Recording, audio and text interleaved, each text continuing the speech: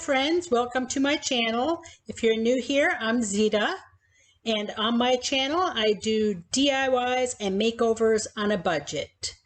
And don't forget to follow me on Instagram, Facebook, and Pinterest at Oakwell Home. So let's get started on today's DIYs and see what I've created.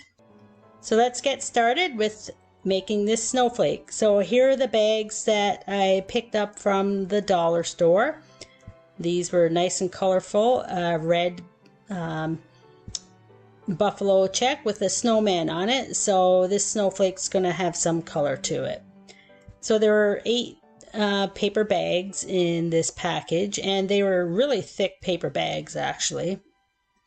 So they were actually a little harder to cut than regular paper bags. So first here I'm starting out with some glue stick, and I'm going to apply that to the bags, and then I'm going to layer the bags on top of each other. And you're going to want to face the paper bag back down and just pile them on top of each other. So here I'm just applying the glue. So I'm going to do that for all 8 bags. And guys, if I was to do this again, I'd probably use hot glue because I think it's going to stick a lot better with the hot glue. I did have a little issue with this glue at the end, so I had to use a stapler to staple the snowflake in some of the areas, but it still turned out beautiful. So here I'm just pressing it down, and I am going to put a weight down on top of this and leave it for a while just so it sticks better.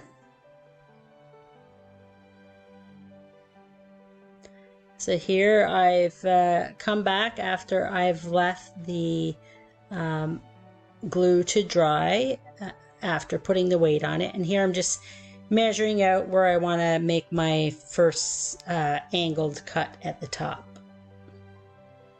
How far down I want to go, and just using the pencil and the ruler there to measure out the center before I make my cut with the scissors.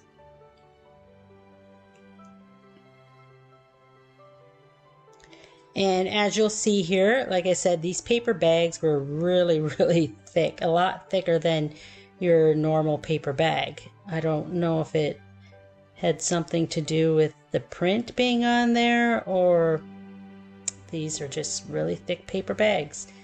So I did have to kind of go underneath the paper bag there at the top.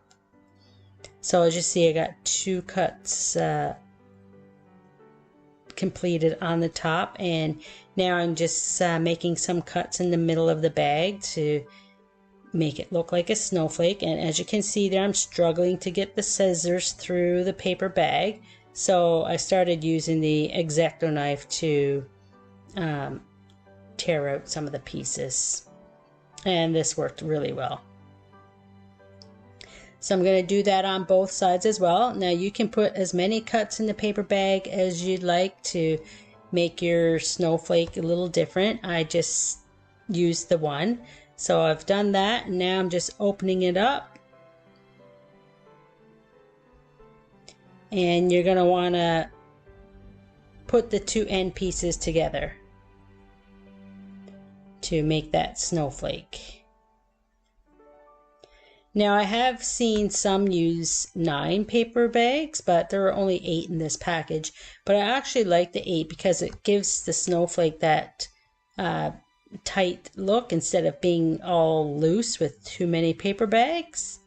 So here I'm just putting some more glue on both ends to stick those ends together. And you're going to want to open it up and just stick those together. And this is where I started using the stapler to keep it in place, because like I said, the glue wasn't sticking in some areas, and the stapler worked fine as well.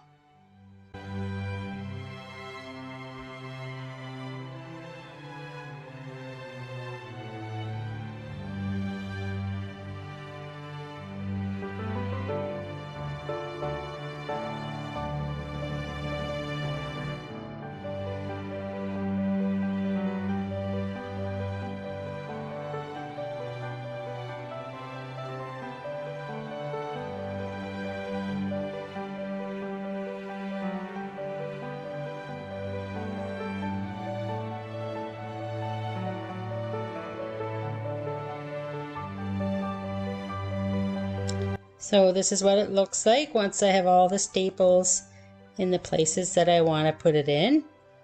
So now I'm taking my hole punch here and putting a hole at the top, and I got some red and white baker's twine there that I'm going to put through that hole that I just punched.